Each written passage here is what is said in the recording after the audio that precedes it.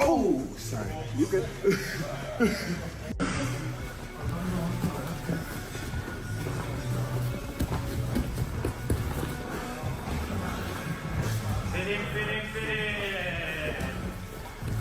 However, Gable Steveson also has expressed that he believes Tom Aspinall is a worthy interim champion who certainly deserves the spotlight he's been getting. There's been a lot of chatter about a potential matchup between Tom and Jon Jones, but Gable remains firm in his stance that Jon has always been the rightful undisputed champion. He stands by this belief until someone can prove otherwise. If Tom doesn't manage to do that, then it will be up to someone else to take on the challenge. For now, Gable views Jon Jones as the clear, undisputed champion.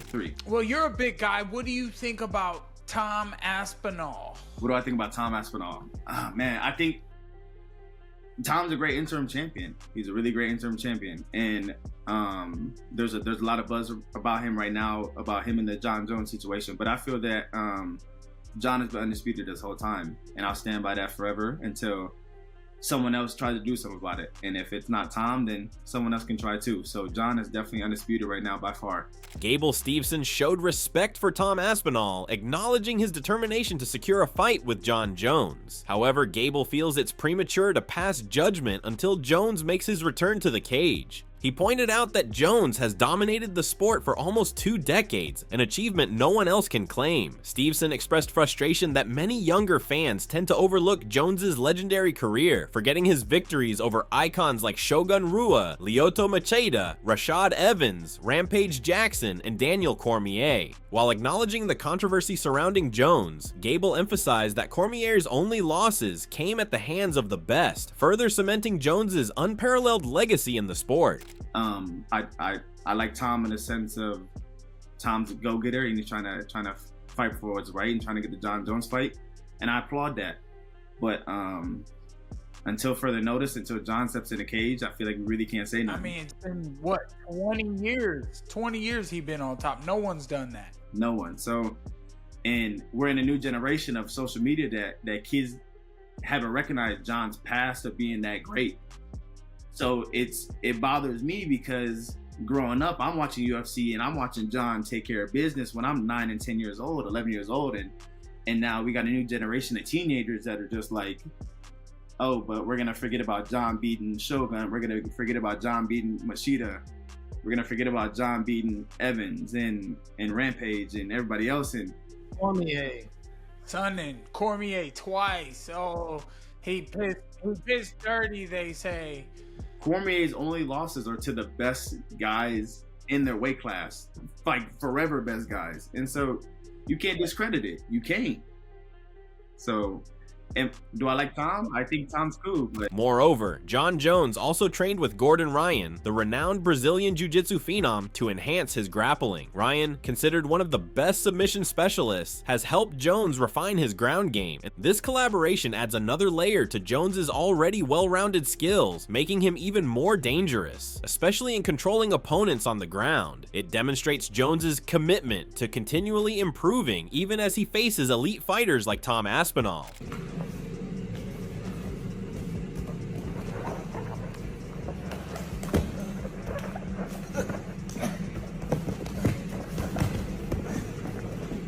However, during a session with Gable Steveson, Jon almost knocked him out. The intense sparring session highlighted Jones's power and striking ability, showing that even in training, he's a force to be reckoned with. It also demonstrated Jones's competitive edge, as he's known to push himself to the limit in preparation for any challenge, even when training with elite wrestlers like Steveson.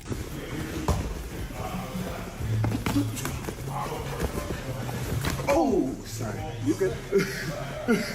Jon Jones is training hard for Aspinall, fully focused on the challenge ahead. He knows that Aspinall is a serious threat, and despite the hype surrounding him, Jon is preparing with the same intensity that has kept him at the top for so long. While Tom brings a lot of promise, stepping into the cage with Jon is a whole different ball game. Jones's experience, fight IQ, and ability to adapt have been key to his dominance, and many believe that will make the difference when they finally face off. Aspinall may be the next big thing, but until someone can dethrone Jones, he remains the undisputed king of the division.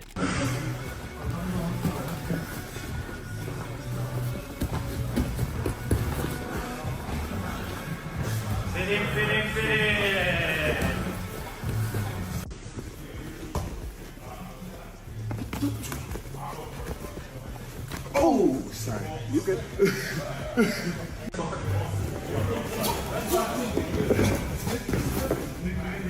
However, Eddie Hall believes that if Jon Jones and Tom Aspinall were to face off, Aspinall would emerge victorious. While he respects Jones's remarkable record, Hall feels that Jones is purposely avoiding a fight with Aspinall. He pointed out that Jones has even hinted at retirement after his next fight, which Hall interprets as a sign that Jones isn't keen on facing Tom. For Hall, actions speak louder than words, and he's convinced that Jones is intentionally avoiding a matchup with Aspinall. Jon Jones or Tom Aspinall. So if you don't know MMA world, sorry to bore you, but Tom Aspinall is UFC's #1 right now. Jon Jones is, he's seen as the best MMA fighter on the planet. Dana White's got a massive for him, says he's unbeatable.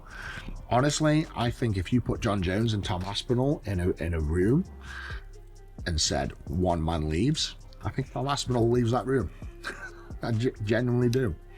I think Jon Jones, I mean, I can't badmouth the guy. He's got an amazing record, but he's definitely ducking Tom Aspinall, 100%. And I think he's even said he doesn't want to fight Tom Aspinall after his next fight. He's pretty much going to retire after this fight, so he's ducking Tom Aspinall. I mean, he can say what he wants, but actions speak louder than words. So.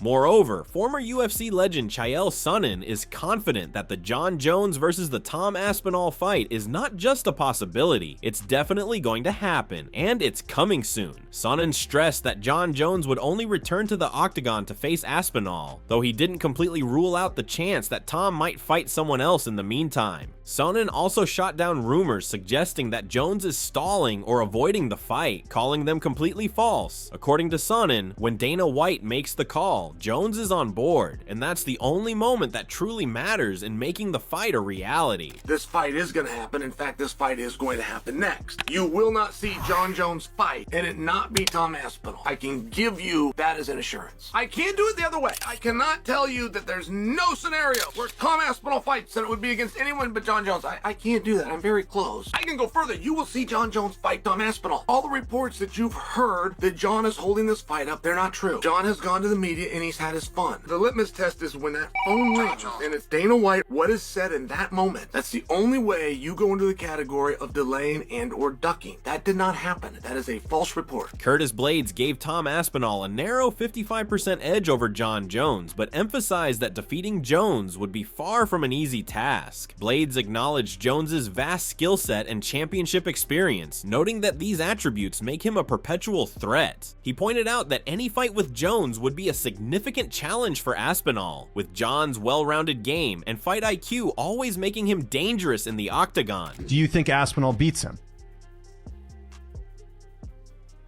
Yeah, I would pick him. Like, I would go 55% him. Obviously, it's not gonna be a landslide.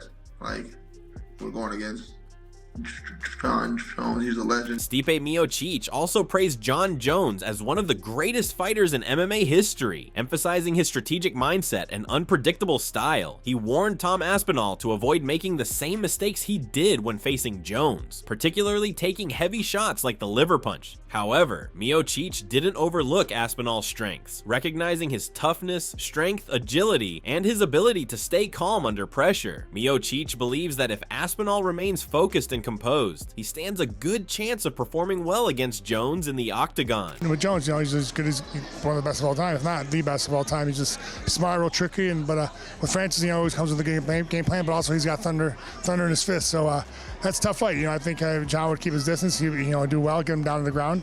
But if Francis connects, all over. If that matchup does get booked with him and Jon Jones, what's the best advice you'd give Tom Aspinall? Don't do what I did. Avoid the liver shot. Yeah, what are you gonna do? But I think Tommy, that guy, he's super tough and he hits hard. He moves well. He's a big man. I think that he stays calm on the situation, and whatever happens, he just stays calm. I think he'll be fine. He pitches shots. He's smart what he does, and I think he'll do fine. UFC welterweight champion Belal Muhammad believes Tom Aspinall could pose Jon Jones's toughest challenge yet, pointing to Aspinall's strength and speed as key traits of the new generation of fighters. While Muhammad acknowledges that Jones may still come out on top, he feels the fight would only make sense if the financial incentives are substantial. Belal predicts that Dana White will push for the matchup due to its profit potential, but speculates that Jones, having already cemented his legacy, might prefer a showdown with Alex Pereira unless the payout for the Aspinall fight reaches somewhere between $30 to $50 million. If I'm Jon Jones, like a lot of people consider him the GOAT, the best fighter ever do it. The next hungry lion is Aspinall. It's probably the toughest fight that he'll have. Like this guy's the next generation. He's a lot stronger, a lot faster. But I think Jon Jones is good enough to beat him. But it's like it has to be worth it. The fans are fickle, right? You lose one fight, they're gonna he sucks. Right? They just care about your last win or your last loss. I think Dana White and them will end up making it. Dana White's a smart businessman. He knows how much money that fight would make. If I'm Jon Jones, you've already done everything in the sport. It's not worth it unless it's that $30 million, $50 million payday. If I'm Jon Jones, I'm picking out Pereira first over Aspinall. Dricus du Plessis acknowledged Tom Aspinall's youth and determination, but also pointed out that Jon Jones is approaching the final stages of his career. He expressed his hope to see Jones retire undefeated, while also seeing Aspinall rise as the next big star in the sport. However, du Plessis didn't overlook Jones's warrior mentality and his ability to make even the toughest fights seem effortless, further solidifying his legacy as the greatest of all time. Aspinall is young, he's hungry. You have Jones, who is definitely at the end of his career, 38 years old. I don't need to see this because he's never been beaten. I want Jon Jones to retire unbeaten, and I want him to retire, and Aspinall goes on to be the next big thing. But Jon Jones, being the warrior that he says, pay me enough and I'm doing it. Aspinall wants it, and one of them has to lose that fight. And that's the one thing, you look at it and you go, Aspinall's probably going to win. But then, if you ask me that, I say, no. We've said that so many times with Jon Jones, and it makes it look easy. He is the greatest of all time, for sure. Demetrius Johnson praised Tom Aspinall's talent, but felt that Jon Jones would defeat him without much difficulty. He stated that he would rather see Jones face Aspinall than Alex Pereira, believing that Jones would have a clear advantage in that matchup. Johnson also pointed out that Aspinall's reported asking price of $30 million could be one of the reasons the fight hasn't come to fruition yet. Jon Jones will smoke Tom Aspinall. I don't know, man. He'll smoke Tom Aspinall. Tom Aspinall is athletic. I think Tom Aspinall would try to take the fight to Jon Jones. It'll be interesting to see. Like, I'd rather see that fight over Alex Pereira. Yeah, that's just my opinion. I agree. Like, I would like to see that fight over Alex, but come on, man. Aspinall is a great fighter. Yep. He's a good champion. Aspinall. That's what I said. Jon Jones will smoke Aspinall. Yeah. Smoke him.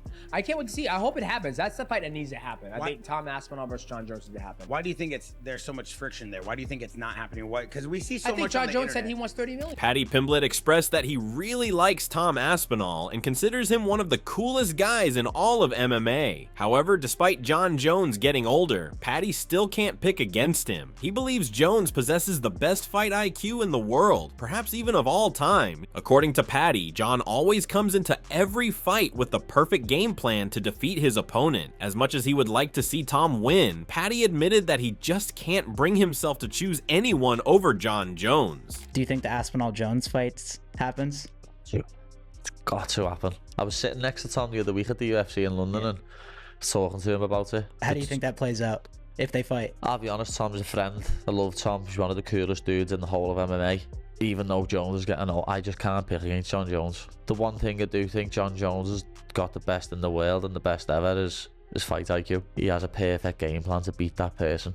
As much as I love Tom and I want Tom to win, I couldn't pick against Jon Jones. It's just something I couldn't do. Daniel Cormier finds the situation between Tom Aspinall and Jon Jones both strange and difficult to understand. He mentioned that if he were given the chance to face Jones again, he would expect a hefty payday and would demand significant compensation. Cormier emphasized that Jones doesn't fear Aspinall, seeing him as just another opponent he believes he can defeat. However, Cormier also acknowledged that Jones is aware of the risks the fight presents. He pointed out that when the betting odds for the matchup were first released, Jon Jones was actually considered the underdog, a rare occurrence, as Jones has rarely been in that position throughout his illustrious career. This whole Tom Aspinall, Jon Jones thing, for lack of a better word, is just weird.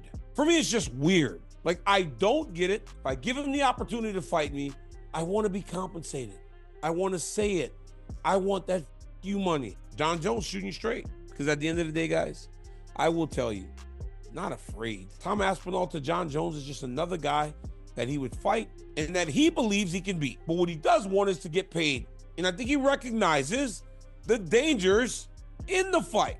I mean, when this line opened, John Jones was an underdog. John Jones was the underdog.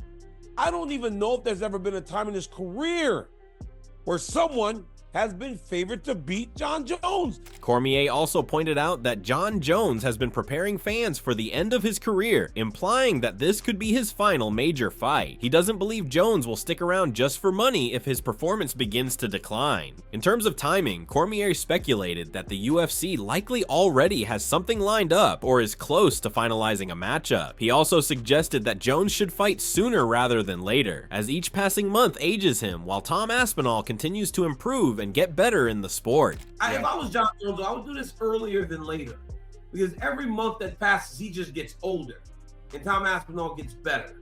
So I would try to do this as soon as possible. I wouldn't want to wait till New York next year, where he's almost 38, 39 years old. With that kid just continuing to improve. Joe Rogan voiced concerns about whether John Jones could overpower someone like Tom Aspinall, noting that Aspinall is a natural heavyweight with remarkable speed and movement. Rogan described Aspinall as an extraordinary athlete, claiming he's faster than any heavyweight he's ever seen, even surpassing Francis Ngannou in terms of speed. He cautioned that Aspinall's rare blend of size, speed, and skill could present a serious challenge, even for the highly accomplished John Jones. But can he do that with a guy like Aspinall, who's a legit 255-pound natural who moves like he's 80 pounds lighter? He's a freak, man. Yeah. Aspinall's a freak. Like, I've seen a lot of heavyweight, even Francis, who's like the greatest, scariest power striker I've ever seen in the heavyweight division. No one's scarier than Francis. Francis does not move like Tom Aspinall. Tom Aspinall is significantly faster than every other heavyweight. That's a real problem. UFC heavyweight Cain Velasquez also shared his perspective on the potential matchup, noting that it's the stylistic matchups that make the heavyweight division so exciting. While he expressed respect for Tom Aspinall's accomplishments, Cain was straightforward when asked if he believed Aspinall could defeat John Jones. He didn't think Tom would win, acknowledging Jones's experience and versatility as key factors in the fight. I mean, it's obviously it's the matchups, you know, like the matchups was what makes everything interesting. So I think it's great what he's doing. You think he beats John Jones? Do you think he beats John?